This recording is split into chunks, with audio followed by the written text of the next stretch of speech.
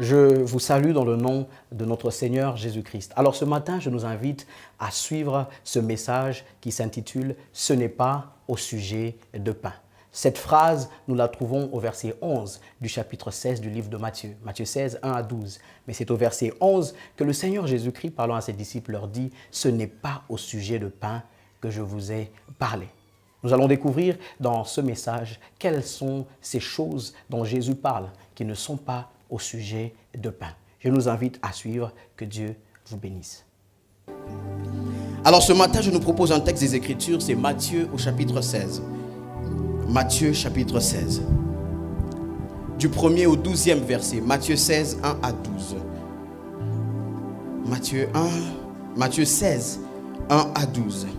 Les pharisiens et les sadducéens abordèrent Jésus et pour l'éprouver lui demandèrent de leur faire voir un signe venant du ciel. Jésus leur répondit, « Le soir vous dites il fera beau, car le ciel est rouge. Et le matin il y aura de l'orage. Aujourd'hui, car le ciel est d'un rouge sombre. Vous savez discerner l'aspect du ciel, et vous ne savez discerner les signes des temps. Une génération méchante et adultère demande un miracle. Il ne lui sera donné d'autre miracle que celui de Jonas. » Puis il les quitta et s'en alla. Les disciples, en passant à l'autre bord, avaient oublié de prendre de pain.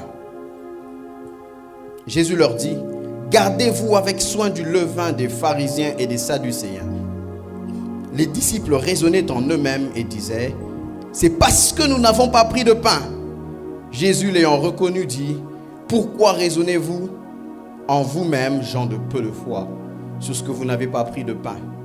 Êtes-vous encore sans intelligence? Et ne vous rappelez-vous plus les 5 pains des 5000 hommes? Et combien de paniers vous avez emportés?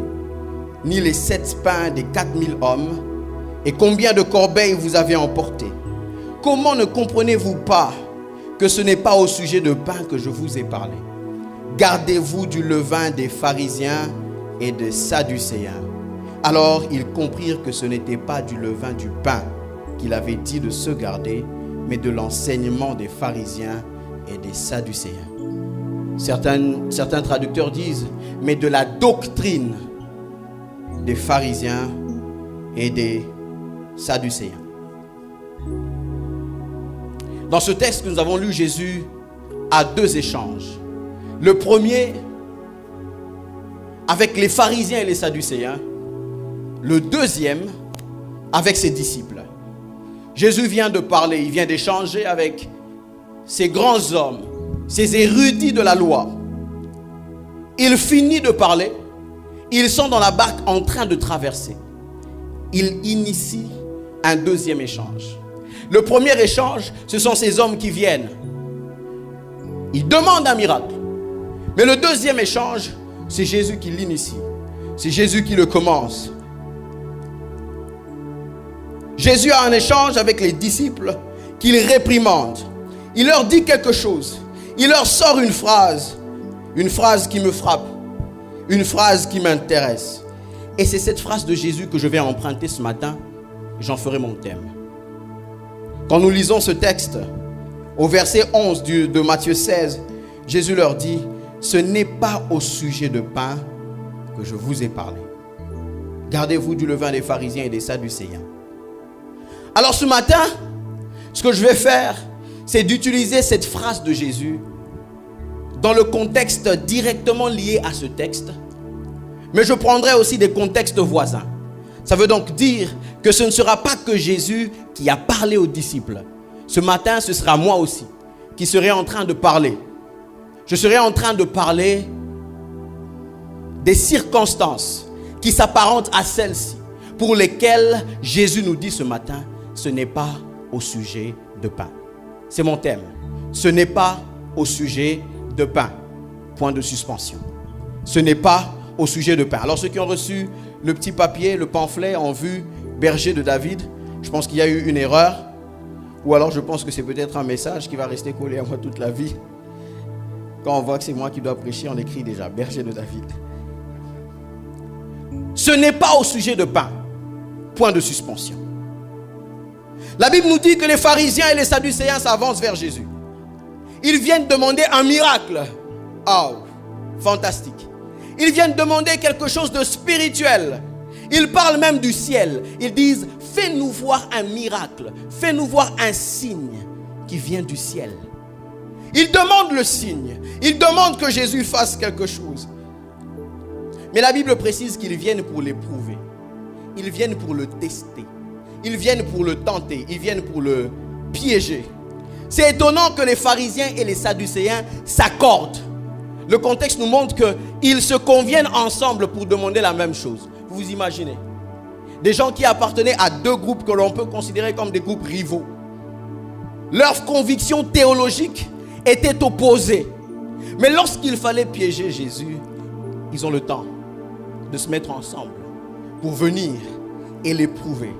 Ils viennent devant Jésus comme avec un examen. Ils lui tendent un examen. Ils disent, fais-nous voir un signe venant du ciel. C'est l'examen que nous te donnons. Fais-nous voir un signe venant du ciel. Il y a beaucoup de choses dans la Bible qui me rappellent beaucoup de choses que j'ai moi-même vécues. Alors ce matin, voici celle-ci. Un jour, j'étais à l'école.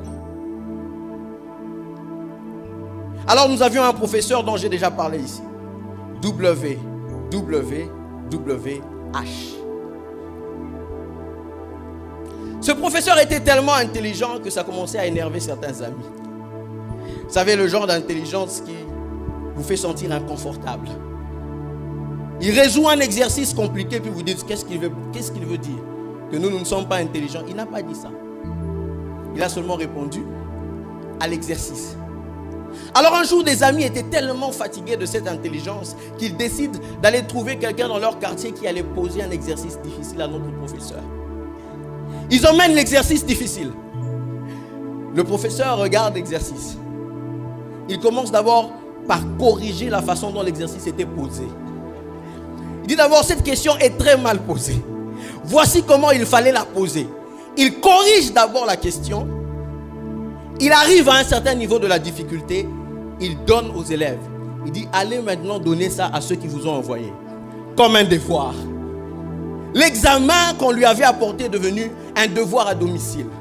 C'est un peu ce qui se passe ici avec Jésus. Ces hommes viennent, ils lui parlent du ciel.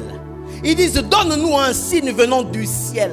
Ils parlent de ce qui est spirituel. Ils pensent comprendre. Jésus commence d'abord par le ciel là dont il parle. Ils disent, quand vous regardez l'apparence du ciel, vous vous dites, il pleuvra. Le matin, vous vous dites, il fera beau aujourd'hui. Jésus commence par leur dire, vous parlez du ciel, mais voici le problème. Je vais corriger l'exercice en vous disant que tout ce que vous savez du ciel, c'est ce que vous pouvez voir avec les yeux physiques. Il dit, tout ce que vous savez du ciel dont vous parlez, c'est ce que vous pouvez voir physiquement. Ce qu'il y a de spirituel, au-delà de la pluie, au-delà des climats, quand il s'agit des époques, vous ne pouvez comprendre. Jésus commence par corriger. Nous sommes dans la grande série, la maladie des pharisiens. Alors j'ai pris un texte dans lequel il y a des pharisiens. Le dimanche passé, le pasteur Baron nous a parlé sur certaines choses que je vais aborder dans le même sens ce matin. Et pendant les cultes matinaux cette semaine, nous avons été bénis par maman Nathalie qui nous a parlé de regard physique et regard spirituel que je toucherai aussi. Donc j'irai dans les trois directions ce matin. Jésus est en train de leur dire, tout ce que vous savez voir du ciel dont vous parlez est physique. Quand il s'agit de ce qui est spirituel, comme les époques, comme l'époque dans laquelle on est ce matin, comme l'époque dans laquelle on est aujourd'hui, vous êtes perdus parce que vous ne savez rien de ce qui est spirituel. Est-ce que je parle à quelqu'un ce matin?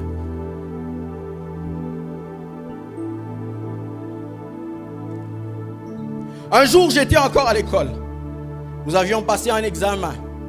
C'était un examen difficile pour nous tous. Mais vous savez, il y a toujours les amis qui aiment montrer que pour eux, c'était facile. Nous, quand on sortait, il y en a qui criaient max, max, maximum des points. Mais après, quand on corrigeait, ils n'avaient pas le maximum. On les avait surnommés les Maxwell. Ils disaient avoir fait un maximum, mais après, c'était pas ça. Un jour, un ami Maxwell, vous avez compris que ce n'est pas son nom, mais c'était devenu son nom. Il sort de la salle d'examen. Il commence à nous dire, cet examen était facile. Voilà ce qu'il fallait faire. C'était simple. Voilà la tournure qu'il fallait avoir. Et puis on lui demande, il dit surtout le numéro 10 là. Et puis on lui demande, et alors le numéro 11? Il dit numéro 11. Il y avait un numéro 11. On dit en fait l'examen ne s'arrêtait pas qu'au recto. L'examen allait même au verso. Il n'avait pas vu le verso. Il se vantait du recto. Comme ces pharisiens et ces sadducéens.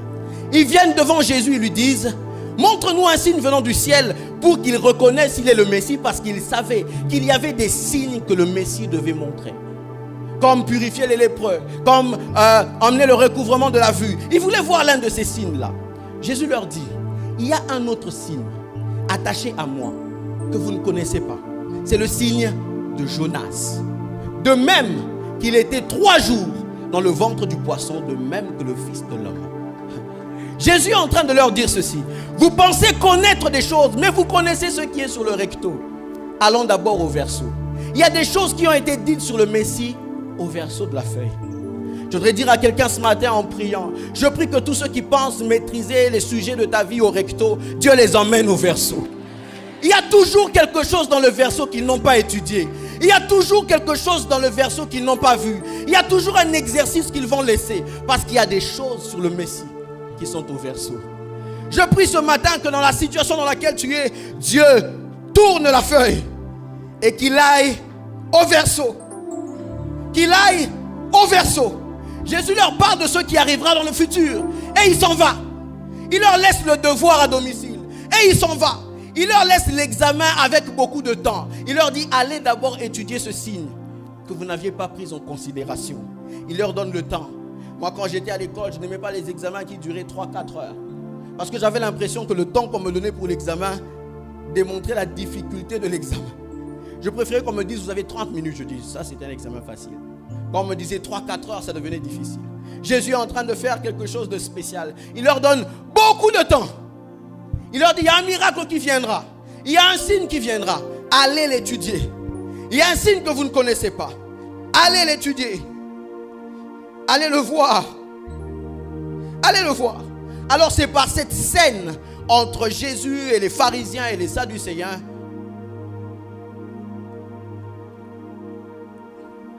c'est après cette scène que commence la scène qui m'intéresse le plus ce matin.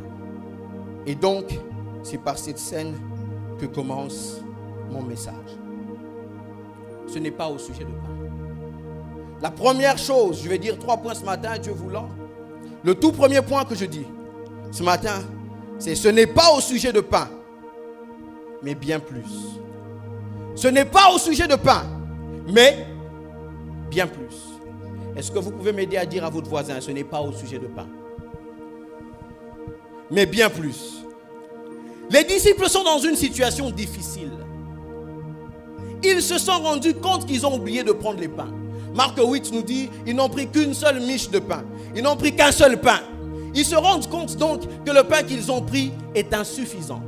Ils sont dans une situation dans laquelle il n'y a pas de pain. Lorsque Matthieu raconte, Matthieu nous le dit, les disciples avaient oublié de prendre les pains. Et puis il dit, Jésus leur dit, méfiez-vous de levain. Il met le contexte dans lequel Jésus parle. L'auteur nous le circonscrit. C'est un contexte dans lequel il n'y avait pas de pain. Le pain, c'est ce qui est vital. Le pain, c'est le symbole du quotidien. La nourriture de base. Le pain était l'une des nourritures de base pour les Israélites. Le pain. Quand j'étais de l'autre côté en formation, nous sommes allés dans une reproduction de la vie du peuple d'Israël. Alors on nous a montré comment il y avait les légumes avec les pains. Il y avait la viande avec les pains. Il y avait ci avec le pain. C'était un aliment de base. Le pain, c'est dans le quotidien. Parce qu'il fallait manger le pain chaque jour. On avait besoin du pain chaque jour. Le pain, c'est ce qu'il faut. Et dans ce contexte, le pain, c'est ce qu'il leur fallait. Ils n'avaient pas pris suffisamment de pain. Qu'est-ce qu'ils allaient faire quand ils traverseraient? Le pain, c'est le symbole de la provision. Le pain, c'est le symbole de la routine. Ce que l'on a d'habitude. Ce dans quoi l'on est. Ce que l'on fait. Le pain, c'est les choses de chaque jour. Le pain ici, c'est même comme une obligation. ce qu'ils devraient avoir, ils se rendent compte qu'ils ont oublié ce qu'ils étaient obligés d'avoir. Symbole de l'obligation. Le pain, c'est le symbole de la normale, ce qui est normal. En règle générale, ils auraient dû avoir du pain. Mais particulièrement, ils n'ont pas de pain. Donc, dans leur contexte, le pain devient un symbole de difficulté. Parce qu'ils ont un pain, il en manque. Dans leur situation, le pain est leur actualité.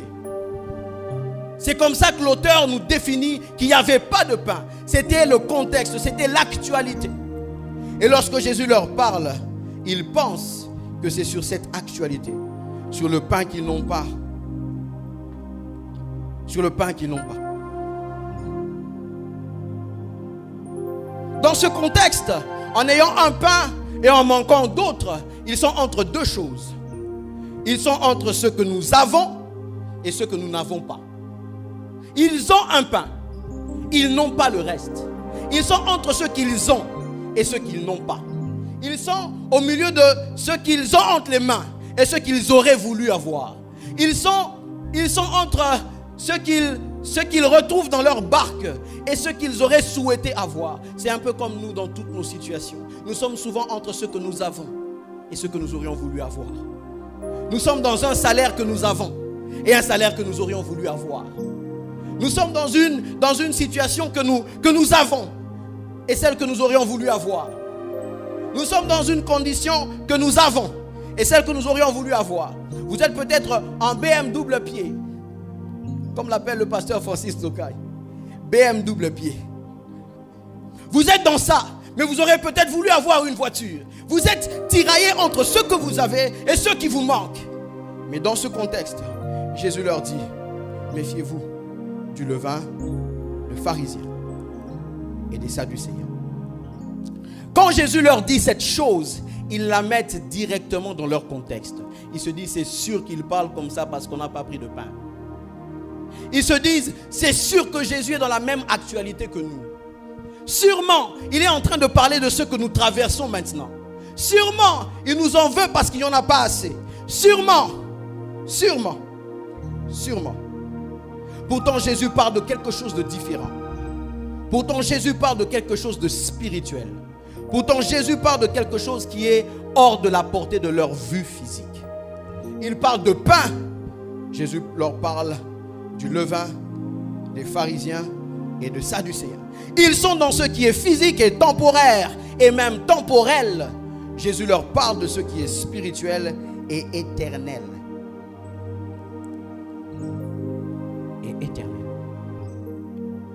Très souvent, nous voulons que notre vie spirituelle, notre relation avec Dieu, notre communion soit un écho de notre quotidien. Je répète, nous aimons souvent que notre vie spirituelle soit un écho de notre quotidien. Nous aimons souvent que lorsque nous sommes dans une situation, le Seigneur ne nous parle que de ça.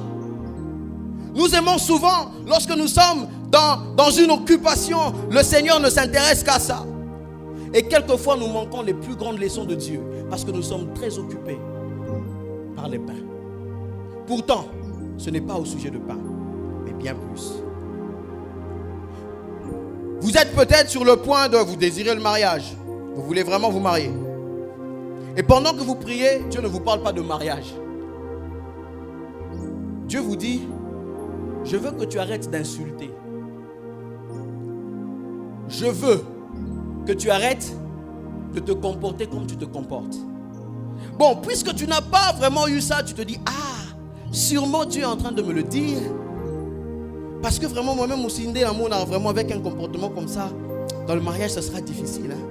Comment je peux vivre comme ça dans le mariage? Non, Dieu ne te parle pas pour le mariage, il te parle pour toi.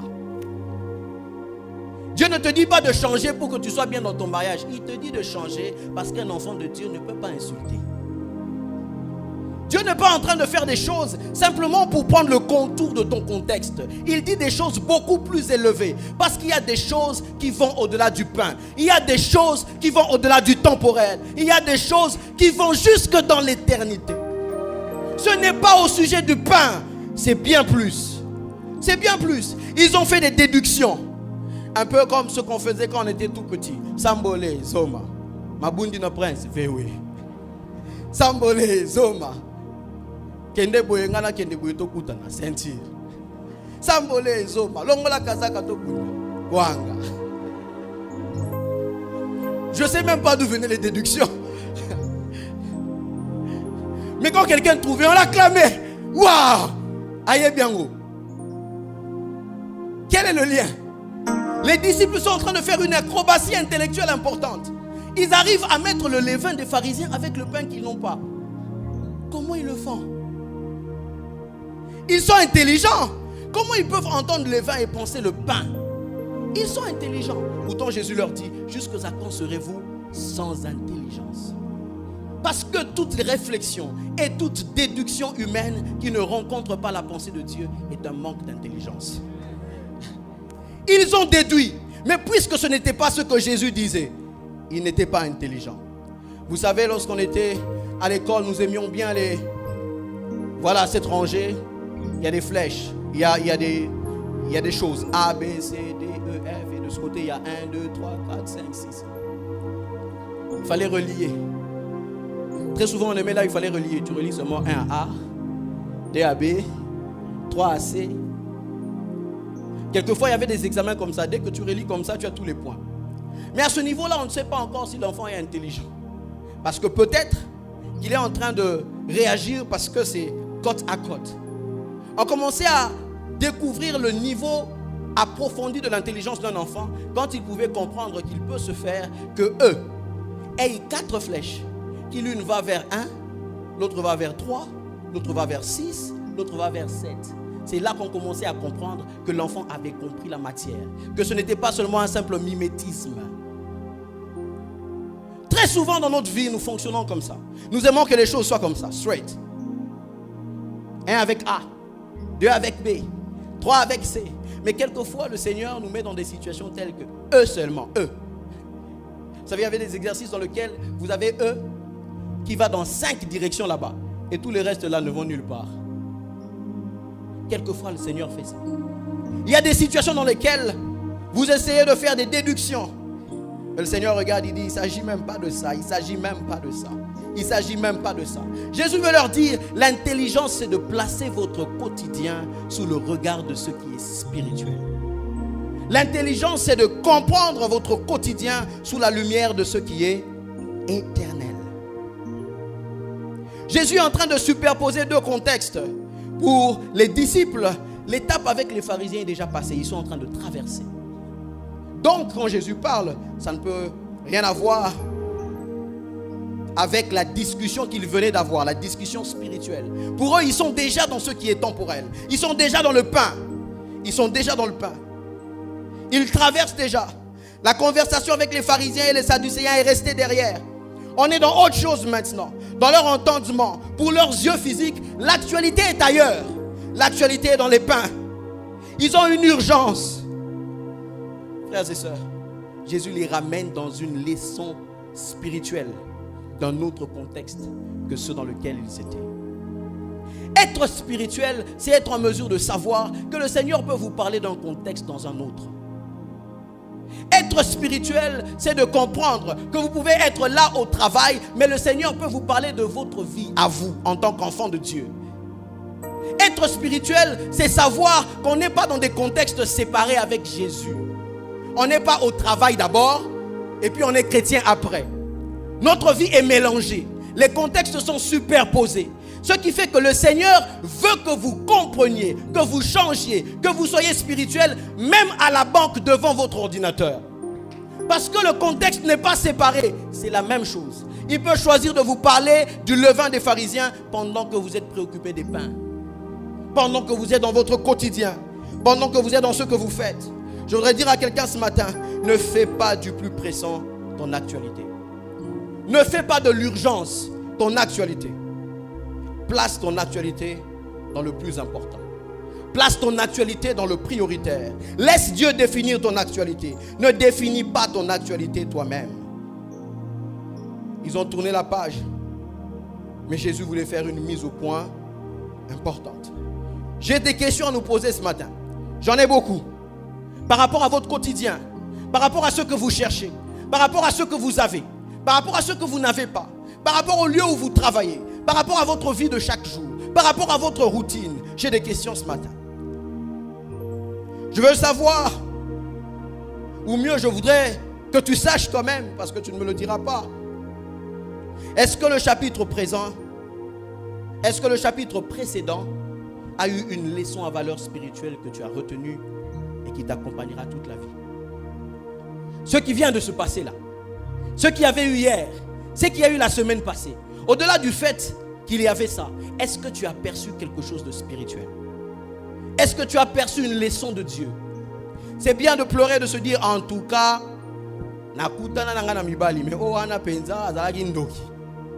il m'a fait souffrir, c'était un sorcier. Ce cœur-là, je n'ai jamais vu, c'est bien. C'est bien. Ça, c'est dans le niveau de ton quotidien. Mais au-delà de cela, quelle est la leçon spirituelle que tu as tirée? Le chapitre que tu t'apprêtes à fermer, que tu veux vite tourner là. Il voulait vite tourner la page. Jésus dit, oh, rentrons d'abord sur la page que vous voulez tourner. J'ai quelque chose de spirituel pour vous. Les choses que tu t'empresses de quitter là, est-ce que tu les quittes après avoir saisi la leçon spirituelle dedans? Maintenant que tu as quitté le boulot que tu avais, tu es à la porte d'un autre. Est-ce que tu as compris tout ce que Dieu voulait que tu comprennes dans ton boulot précédent? Vous pensez vraiment que Dieu vous envoie dans ce boulot-là juste pour que vous puissiez avoir des zéros dans votre paycheck? Est-ce que tu as compris ce que Dieu voulait que tu comprennes? Nous sommes spirituels. Être spirituel, c'est savoir que ce n'est pas au sujet de pain. Que gardes-tu de telle ou telle autre expérience? Le Seigneur a-t-il scellé cette saison d'une leçon qui t'accompagnera toute la vie? Jésus dit, il y a quelque chose que je dois placer. Ne soyez pas pressés de passer. Il y a quelque chose de spirituel que je dois fixer.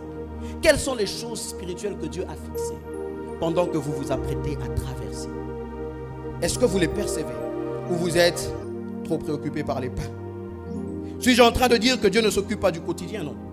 Vous ne l'avez pas entendu de moi. D'ailleurs, on le verra dans ce même texte, Jésus parlait de pain. Il leur dit, est-ce que vous vous rappelez? J'avais multiplié les pains pour les 5000. J'ai multiplié les pains pour les 4000. Je me suis occupé du pain. Est-ce que vous vous souvenez? Jésus est en train de le dire. Jésus est en train de le dire. Mais Jésus, en s'étonnant, en leur disant qu'il n'était pas intelligent, est en train de leur dire ceci. Vous êtes sans intelligence. Parce que si vous étiez intelligent, vous ne vous serez pas comporté comme ça dans la situation présente. Parce que vous avez déjà vu des choses que j'avais faites par le passé. Jésus est en train de leur dire ceci. Il parle de leur situation du quotidien. Jésus dit, 1, vous n'êtes pas intelligent. Parce que vous ne comprenez pas. 2, vous n'avez pas de foi. 3, vous avez oublié. Pourquoi il leur dit ces choses? Il dit, quand je multipliais les pains pour vous, si vous aviez compris ce qu'il y avait comme leçon derrière le pain, maintenant qu'il vous manque du pain, vous ne vous serez pas agité. Parce qu'au-delà du pain, il y avait quelque chose de spirituel. Jésus dit, je n'avais pas multiplié les pains juste pour que vous puissiez manger. Il y avait quelque chose dans la multiplication qui devait vous accompagner chaque jour, y compris dans la situation de maintenant. Jésus veut dire, il n'y a pas de pain pour le pain. Quand il y a le pain, il y a quelque chose d'autre à côté. Quand il y a le pain, il y a une leçon spirituelle à côté. Quand il y a le pain, il y a quelque chose que vous devez avoir. Il dit, vous manquez de foi parce que vous n'aviez pas compris. Vous n'aviez pas compris. Jésus veut dire, ces pains-là avaient pour but de vous faire comprendre quelque chose de spirituel. Ce pain-là avait pour but de vous faire comprendre quelque chose au-delà des circonstances. Dites à votre voisin, il y a des choses derrière le pain. Ce n'est pas au sujet de pain. Ta promotion occasionnée par Dieu n'est pas qu'une promotion. Tu dois percevoir qu'est-ce que Dieu est en train de faire derrière ça. Des chrétiens qui ont des promotions et qui s'arrêtent à crier comme tout le monde. Un jour, j'ai vu un garçon dont je connais la famille. Son père devait occuper un poste quelconque. Alors il poste sur Facebook. Il se colle l'argent au front. Il dit comme il tourne à biseau. Donc pour lui en fait, le pain qui est venu, c'est pour les pains. Si vous êtes chrétien, vous devez savoir qu'à chaque fois qu'il y a le pain, il y a quelque chose d'autre à côté. Ce n'est pas au sujet de pain. Là où Dieu t'a placé, ce n'est pas qu'à propos des salaires. Dieu ne veut pas seulement ajouter un zéro sur ton salaire. Il y a quelque chose au-delà du pain. Il y a quelque chose de spirituel que tu dois percevoir. Il y a même un rôle que tu dois jouer. L'oncle d'Esther lui disait, qui sait si c'est pour des moments comme ceux-ci que Dieu t'a fait parvenir à la royauté. L'oncle veut lui dire, arrête de regarder à la circonstance présente. Regarde à quelque chose d'autre qui est à côté. Il y a une mission que Dieu t'a confiée à côté du pain. Ce n'est pas au sujet de pain. Si vous êtes spirituel, vous ne pouvez pas vous arrêter au pain. Il y a quelque chose derrière le pain. Il y a quelque chose. Tu penses vraiment que Dieu t'a donné ce visa-là miraculeusement? Imagine-toi, la première fois, on t'avait refusé le visa. La deuxième fois, le monsieur t'avait dit, Monio, ok, n'aura jamais. Et puis le jour où tu viens pour l'interview, la deuxième fois, il tombe malade. Et puis, tu as le visa. Tu penses vraiment que Dieu a fait tout ça juste pour que tu commences à aller manger au McDo? Tu penses vraiment que Dieu a même permis que quelqu'un tombe malade pour que tu ailles manger au McDo? Tu penses vraiment que Dieu a fait concourir les circonstances? Dieu a fait qu'en ce moment-là, son pays le rappelle d'abord. Et juste dans ce temps-là, toi tu as le visa. Tu penses que Dieu a connecté les destinées juste pour que tu prennes une photo à côté de je ne sais quoi là-bas? Tu penses vraiment que Dieu a fait ça juste pour le pain? Tu penses vraiment? Tu penses vraiment que Dieu a fait ce qu'il fait avec toi juste pour que tu changes de voiture? Tu penses que ça s'arrête à ça? Ce n'est pas au sujet de pain. Ce n'est pas au sujet de pain. Même le monde de ténèbres le sait. Même dans le monde de ténèbres, ce n'est pas au sujet de pain. L'ennemi le sait. L'ennemi le sait. Un jour, il s'avance devant Jésus. Matthieu 4, à partir du verset 3. Il lui dit, si tu es le Fils de Dieu, ordonne que ces pierres deviennent le pain. Jésus regarde au verset 4, il dit, ce n'est pas au sujet de pain. Jésus comprend qu'à côté du pain proposé par l'ennemi, il y avait quelque chose de spirituel. Alors il lui dit, l'homme ne vivra pas de pain seulement, mais de toute parole qui sort de la bouche de Dieu. Parce que ce n'est pas au sujet de pain. Jésus regarde, vous voyez plus tard, le diable lui dit, si tu te prosternes et m'adores. C'est ce qu'il visait depuis qu'il parlait du pain. Parce que ce n'est pas au sujet de pain. Vous pensez vraiment que le diable se souciait que Jésus ait eu faim? Donc le diable vraiment t'a dit, oh mon Nzambe mawa, il a jeûné 40 jours, il doit avoir faim. Oh, qu'il mange le pain, non? Vous pensez vraiment que lorsque l'ennemi vous approche avec ses propositions, c'est parce qu'il veut tellement que vous soyez bien dans la vie qu'il vous approche? Ce n'est pas au sujet de pain. Ce n'est pas au sujet de pain. C'est au-delà de cette circonstance. Il m'a promis Dubaï. Tu penses que c'est vraiment le pain? Tu penses que c'est vraiment juste ça? Demandez à Ésaü. Il pensait que c'était juste la nourriture. Le jour de la bénédiction, il se rend compte, non, ton frère était déjà passé ici. Il avait déjà tout pris. Il se rend compte, oh, quand je pensais que c'était juste de la nourriture, il y avait quelque chose que je sacrifiais. Il y avait la destinée que je sacrifiais. Il a perdu le droit d'aînesse pour toujours. Il pensait que c'était la nourriture, mais il y avait plus que le pain. J'aime cet homme de Dieu qui a chanté ici. Il pensait que c'était la nourriture. Il a mangé, il s'est rassasié, c'est fini. Frère, quand tu te rassasies, ça ne s'arrête pas à ça. Ce n'est pas au sujet de pain. Ce n'est pas au sujet de pain. Des parents ont sacrifié la destinée des enfants parce qu'ils pensaient que c'était au sujet de pain. Il y a des enfants qui sont dans certaines conditions physiques parce que les parents sont allés les livrer. Il y en a qui ont perdu la vie de leurs enfants pour des maisons qui soignent aujourd'hui. Pour des maisons dans lesquelles il faut mettre le seau. Mais sa fille est partie. Son fils est dans une condition irréparable. Là, il se rend compte que ce n'était pas au sujet de pain. Il y avait quelque chose de plus que ça. Quand tu auras ce que tu as, et après, il y a quelque chose de spirituel. Ce n'est pas au sujet de pain. Ce n'est pas au sujet de pain. Jésus leur dit, il y a plus que le fait d'être devant votre ordinateur. Il y a plus que le fait d'être au barreau. Il y a plus que le fait d'avoir le PhD, d'avoir tout ce que tu as là. Il y a plus que ça. Il y a plus que le pain. Il y a plus que le pain.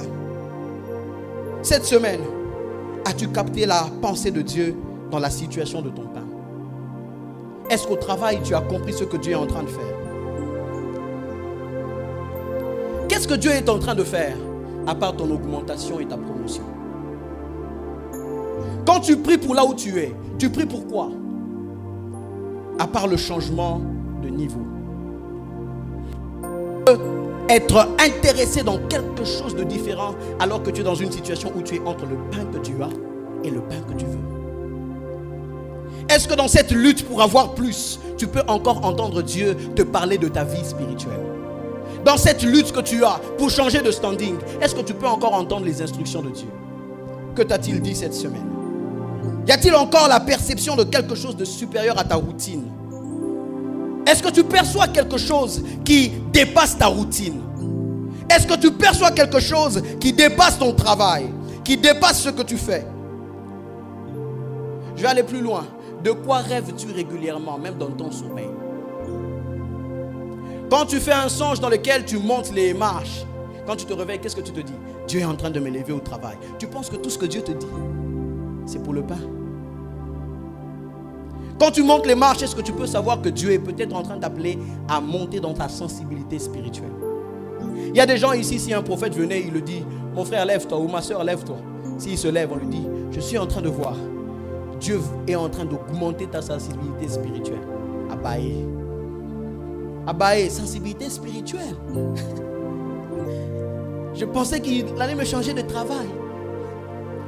Frères et sœurs, quand tout ce que Dieu veut faire, vous voulez que ce soit dans le contexte de votre pain, vous commencez à perdre quelque chose de spirituel. Depuis que tu prépares ton mariage, dans tous tes moments de prière, Dieu ne te parle que de ton mariage. Dieu ne te parle que de ça. Est-ce que c'est vrai ça? 6 mois, chaque fois que tu pries, Dieu te dit seulement, on va te combattre, mais ces mariages-là, ça va marcher. Okay. Demain encore tu pries, Dieu te dit, vous aurez l'argent pour toute la dot. Ok, c'est bien, je ne dis pas que c'est pas bien. Mais je voudrais seulement me rassurer. Est-ce que tu penses vraiment que tout ce que Dieu a à te dire, c'est seulement ça? Pendant 6 mois, rien que ton pain. Tu penses vraiment que Dieu ne te parle que de ton quotidien pendant 6 mois? Vous savez, il y a des gens, des chrétiens aujourd'hui qui nous sommes devenus comme ces véhicules qui viennent, qui ont des chaînes de radio qui s'arrêtent à une certaine fréquence. Ça ne va pas plus loin. Vous allez entendre seulement ça. Vous ne pouvez pas changer autre chose. Vous allez entendre seulement ça.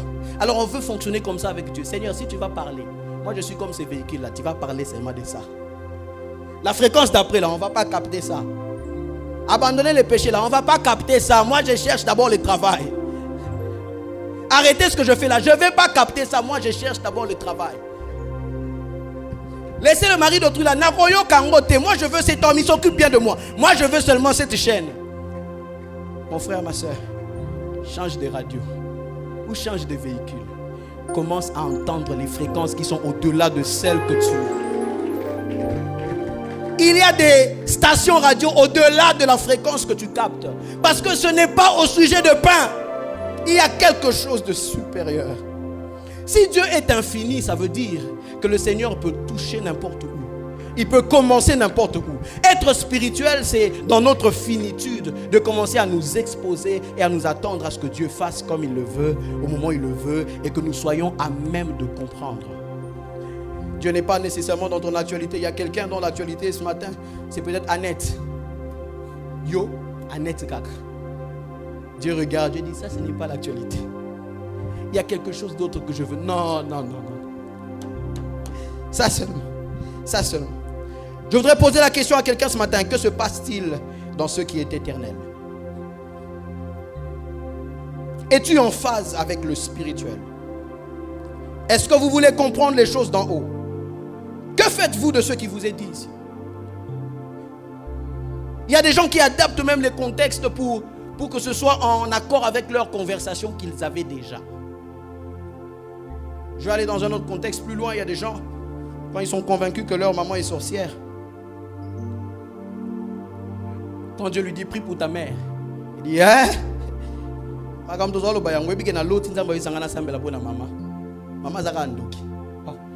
est-ce que Dieu a dit ça? Tu veux prendre la parole de Dieu et commencer à lui donner la forme de tes conversations. Le problème, c'est que nous sommes dans les conversations du quotidien. Et au moment où Dieu veut nous parler de quelque chose d'élevé, on n'arrive pas à embrasser la conversation avec Dieu. On veut qu'il entre dans ce que l'on se disait déjà entre nous. Entre nous, on parlait déjà de ça. Entre nous, on voulait déjà voyager. Quand Dieu veut nous... On dit, entre seulement ici, viens parler. Ne va pas plus loin. Je voudrais te dire ce matin, ce n'est pas au sujet de pain. Ce n'est pas au sujet de pain. Mon deuxième point, c'est que ce n'est pas au sujet de pain, mais du levain. Ce n'est pas au sujet de pain, mais du levain. Jésus est en train de leur parler du levain dans le contexte du pain. Jésus aurait bien pu dire, méfiez-vous du pain des pharisiens et des sadducéens. Mais il leur dit, méfiez-vous du levain. Ça, c'est maintenant moi qui vous dis.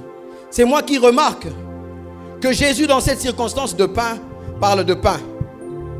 Parle de levain et pas de pain. Le pain, c'est ce qui est fini. Le pain, c'est ce qui est prêt à être consommé. Le pain, c'est ce qui a un aspect. Le pain, c'est ce sur quoi on s'arrête. Le pain, c'est ce que l'on voit. Le levain, c'est ce qui influence le pain. Le levain, c'est ce qui est à l'intérieur. Le pain, c'est ce que l'on regarde. C'est comme si c'est tout frais. Mais le levain, c'est ce qui influence le goût. Le pain peut être beau à voir, mais finir dans la poubelle. Parce qu'il ne s'agit pas que du pain. Quel est le levain qu'il y a à l'intérieur? Quel est le levain qu'il y a à l'intérieur? Le pain des pharisiens et des sadducéens. Jésus s'adresse à ses propres disciples. Jésus dit, je sais que le pain des pharisiens, vous n'en voudrez pas. Mais je voudrais vous dire le levain. Vous n'aurez pas la forme des pharisiens. Vous n'allez pas suivre les pharisiens et les sadducéens derrière. Vous n'allez pas faire comme eux. Mais il y a quelque chose qui peut être une sémence en vous. Vous savez que vous pouvez être disciple dans la foule de Jésus, mais vivre selon les principes des pharisiens. C'est pourquoi Jésus leur dit, je sais que vous serez toujours avec moi, mais pendant que vous êtes avec moi, faites attention à ce que ce qu'il y a de l'autre côté ne soit pas dans votre cœur. Parce que être dans la foule de Jésus ne veut pas dire que l'on est dans les principes de Jésus. Parce que l'intérieur, c'est autre chose. L'aspect extérieur. J'aime leur bâtiment.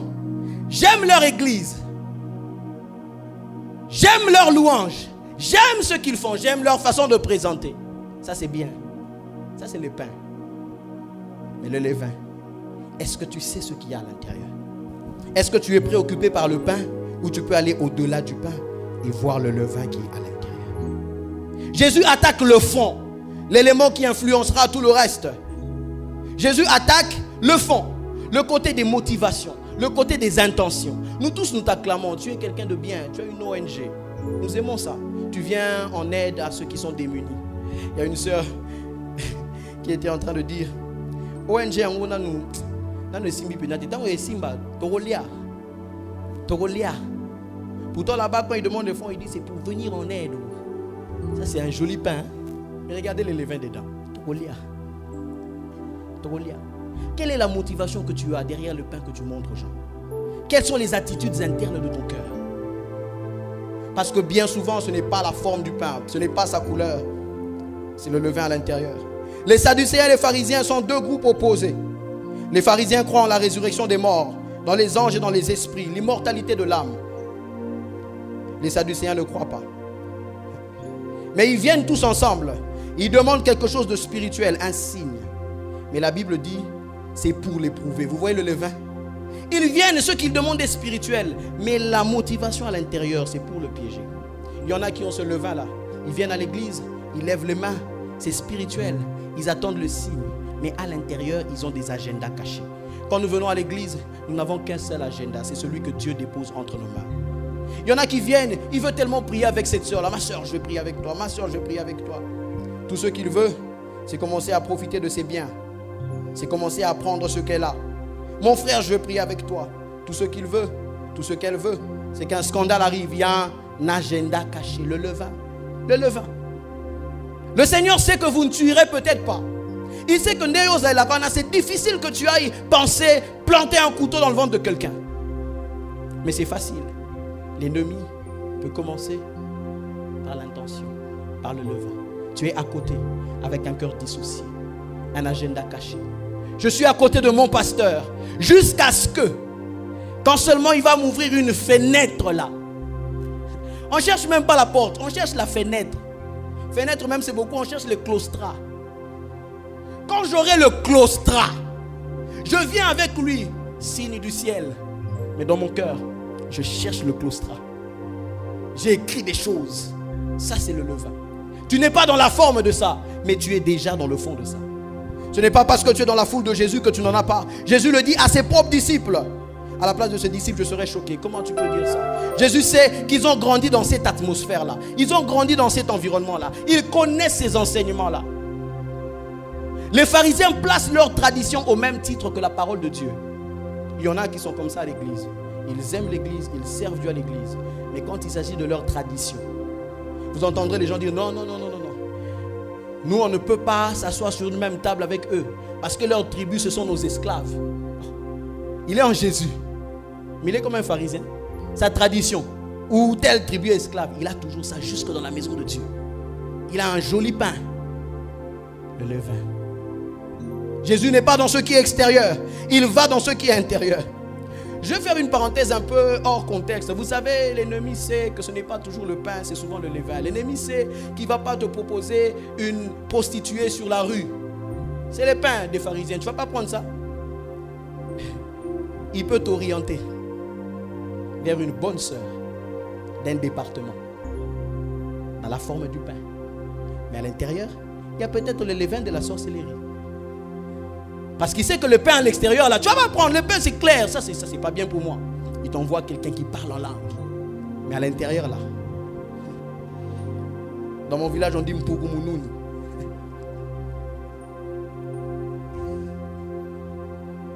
Jésus leur parle de la doctrine des pharisiens, leur façon d'enseigner et de faire.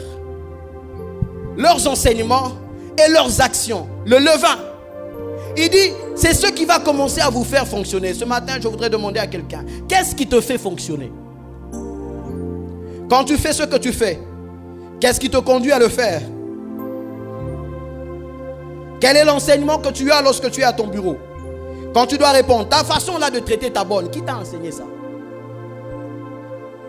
C'est dans quelle Bible que tu as vu ça? Quel auteur, quel auteur t'a appris ta façon de traiter ton boss là?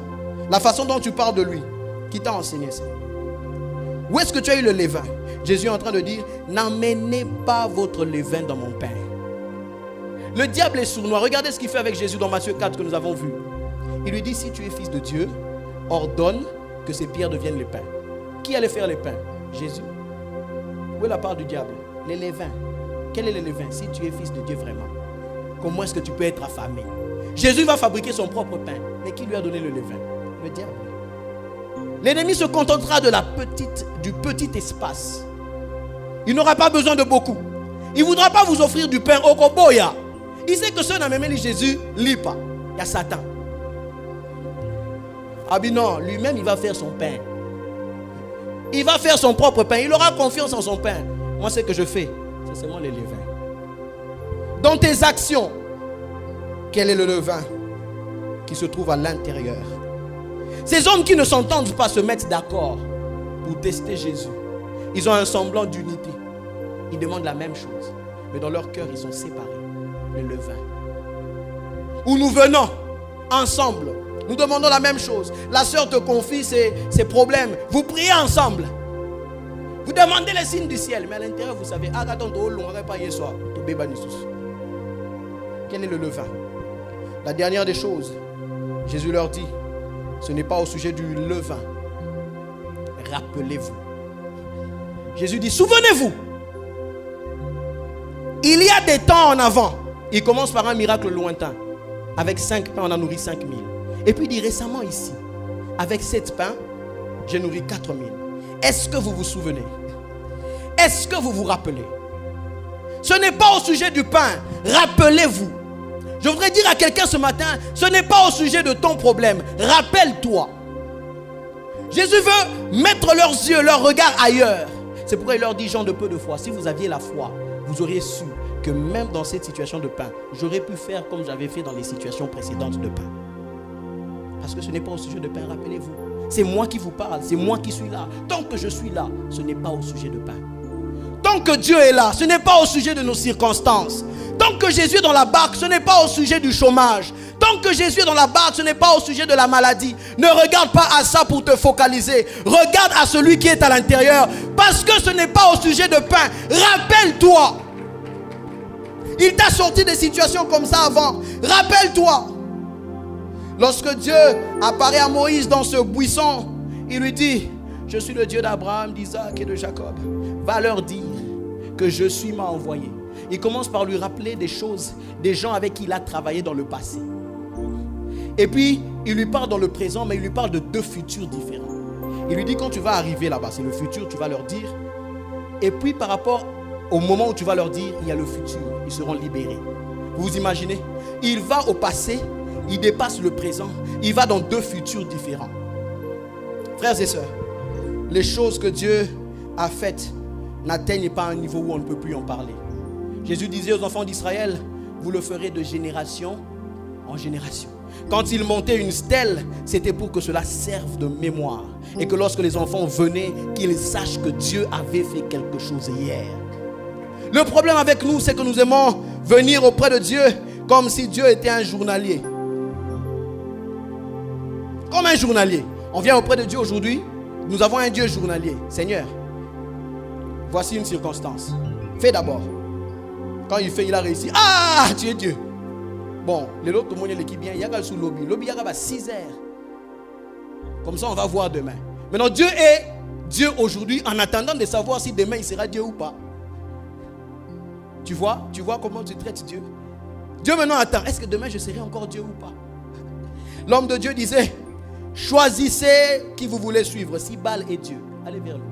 Si c'est l'Éternel qui est Dieu, allez vers lui. Frères et sœurs, décidez que Dieu est Dieu une fois pour toutes. Parce que ce n'est pas au sujet de pain. Il l'a déjà fait avant. Il l'a déjà fait avant. David peut dire dans 1 Samuel 17, 34, il dit, quand je faisais paître les troupeaux de mon père, il est dans une circonstance dans laquelle les choses semblent être importantes. Mais il va au-delà de la circonstance pour se souvenir, pour se rappeler. Il dit, quand un ours ou un lion venait, je le frappais. Et quand il se dressait, ça veut dire, quand il essayait de se lever comme un géant, je le terrassais et je le tuais. Alors je sais qu'aujourd'hui encore, dans cette situation de pain, je peux me souvenir des pains du passé. Ceux qui marchent avec Dieu n'attendent pas que Dieu prouve avec les pains d'aujourd'hui. Ils ont le témoignage des pains d'hier. Ils avancent aujourd'hui en sachant que hier il avait déjà multiplié les pains. Parce que ce n'est pas au sujet de pain, c'est au sujet de Dieu. Jésus lui-même vient devant la tombe de Lazare, il dit, je te loue de ce que tu m'as toujours exaucé. Vous vous imaginez, il vient devant un problème avec ses anciens exaucements. Le problème avec toi, c'est que quand tu viens dans la prière, tu oublies tes anciens exaucements. Tu pries comme si Dieu doit tout te prouver aujourd'hui. As-tu oublié les 5000 hommes? As-tu oublié les 4000 hommes? As-tu oublié les pains du passé? As-tu oublié les pains du passé? As-tu oublié? As-tu oublié? As-tu oublié? 2004, nous sommes un jour de septembre. Le stade est archi-comble. Le stade des martyrs.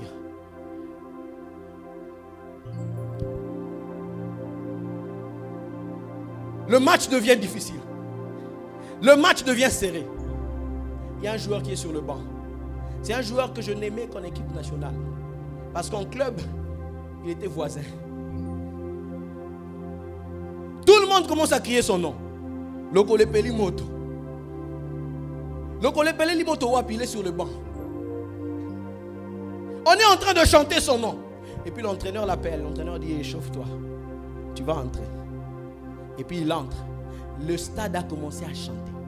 Mais dans ce stade-là, et dans nos maisons de nous tous, personne n'avait déjà vu ce match-là. Qui avait regardé ce match-là? Personne. C'était la première fois qu'on regarde ce match-là. Mais on s'est souvenu qu'on avait quand même regardé d'autres matchs avant. Donc ce n'était pas au sujet du match, c'était au sujet du joueur. Donc ce jour-là, quand on était là, Le problème, ce n'était pas le match. Ces défenseurs-là, on ne les avait jamais vus. Mais on avait déjà vu notre joueur avant. Je voudrais dire à quelqu'un ce matin, le Seigneur est plus que mal à biscotte. Lorsque nous regardons le Seigneur, peu importe la situation de maintenant, nous nous souvenons que dans les situations... On se souvient des buts qu'il a marqués contre V-Club. On se souvient des buts qu'il a marqués contre Mazembe. Même si aujourd'hui ce n'est pas ça, ce n'est pas au sujet de pain. Il a déjà fait précédemment. Ce n'est pas au sujet de maintenant. Il a déjà fait avant. Lorsque je m'avance en prière, je ne viens pas avec les choses autour. Je viens avec celui qui a été avec moi avant. Est-ce qu'il y a quelqu'un qui peut se lever avec moi ce matin? Je voudrais que quelqu'un commence à venir dans la présence de Dieu avec les choses d'avant, avec les exaucements d'avant. Je voudrais qu'on fasse un petit désordre. Même dans la chorale, chacun aura son micro. Mais nous n'allons pas chanter une même chanson. Chacun chantera sa chanson. Chacun va chanter la chanson qui lui vient dans le cœur. La chanson de ton parcours. La chanson de la période où Dieu t'avait visité. La chanson des pains d'avant. La chanson des 5000 hommes. La chanson des 4000 hommes. À la période où tu attendais Dieu. Où il t'avait visité. Élève ta voix, chante ta chanson, chante ta chanson. Je demande à la chorale de prendre chacun un micro. Chacun va chanter sa chanson. Chacun va chanter sa chanson. Le Saint-Esprit va jouer sa chanson. Nous sommes en train de célébrer le Dieu qui sait que ce n'est pas au sujet de pain. Quand tu n'avais pas de Minerval, il était là. Maintenant que tu as besoin de travail, viens avec le Dieu du passé. Ce n'est pas au sujet de pain, c'est au sujet du pourvoyeur. Peuple de Dieu, j'espère que vous avez suivi ce message avec beaucoup d'attention. J'espère que nous avons compris que ce n'est pas au sujet de pain. Le Seigneur veut que dans notre quotidien, nous puissions intégrer les choses à valeurs éternelles. J'espère que nous avons compris que notre vie spirituelle n'est pas déconnectée de notre marche de chaque jour dans le milieu dans lequel nous sommes. J'espère que nous avons compris que ce n'est pas au sujet de pain, mais du levain. Cette partie très souvent subtile, cette partie qui influence tout le reste, aussi petit qu'il soit, aussi petit que soit le levain, toute la pâte est influencée. J'espère que nous avons compris. Merci, que Dieu vous bénisse.